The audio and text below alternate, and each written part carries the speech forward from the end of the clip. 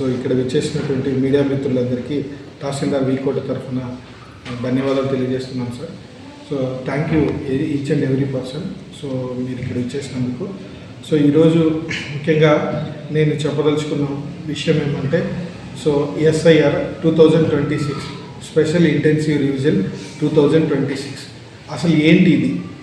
So 2002లో ఉన్నటువంటి మన voter లిస్ట్ని 2026లో ఉన్న ఓటర్ లిస్టుకి అనుసంధానం చేస్తున్నారు.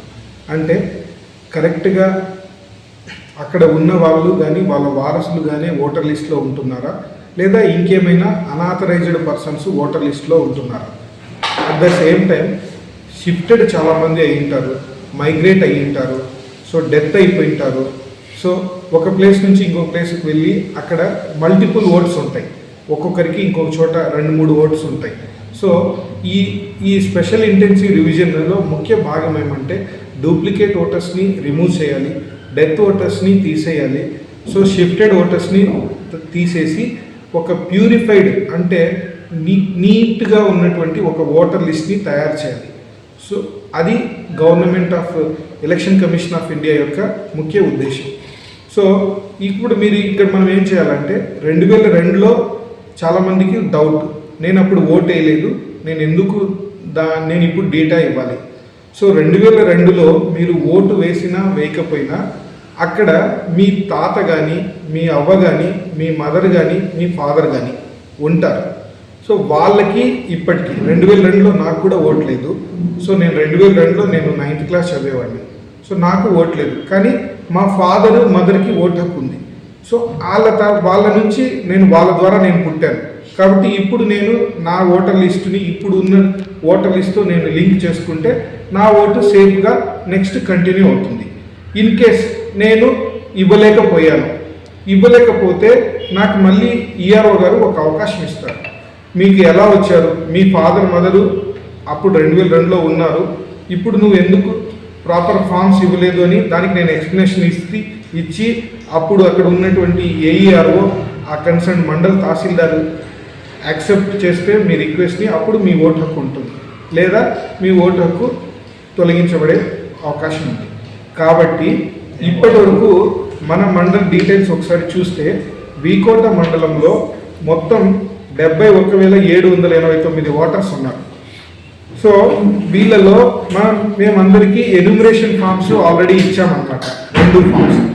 ఈ ఎన్యూమరేషన్ ఫామ్స్ ఇప్పటి వరకు 69,886 డిస్ట్రిబ్యూట్ చేస్తాం. అంటే 97.34% మనం డిస్ట్రిబ్యూట్ చేసేసాం.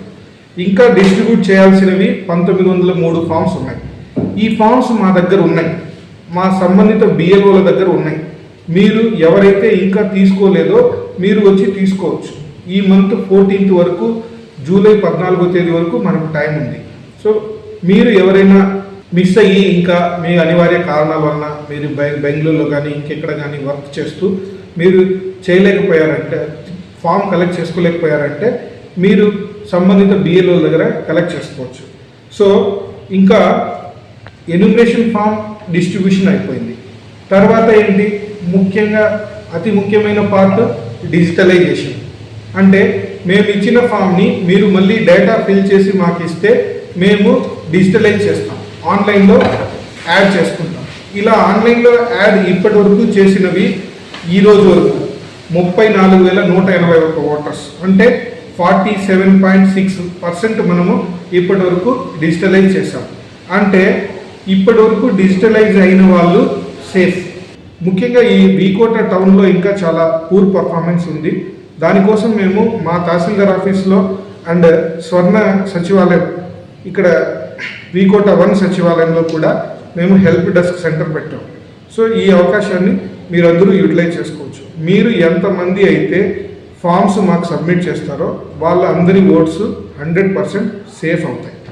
ఇంకా 2002లో మీరు ఇక్కడ లేరు, 2026 ఓటర్ లిస్టులో కొత్తగా పెళ్లి చేసుకొని వచ్చారు. మీ పేరెంట్స్ కర్ణాటక కానీ తమిళనాడు కానీ ఎక్కడైనా ఉన్నారు. మీరు 2002లో ఓటు వేసినా వేయకపోయినా ఓటర్ లిస్ట్లో ఖచ్చితంగా ఎవరో ఒకరు ఉంటారు, ఫాదర్ కానీ మదర్ కానీ ఉంటారన్నమాట. సో మీ గ్రాండ్ ఫాదర్ కానీ గ్రాండ్ మదర్ కానీ ఉంటారు.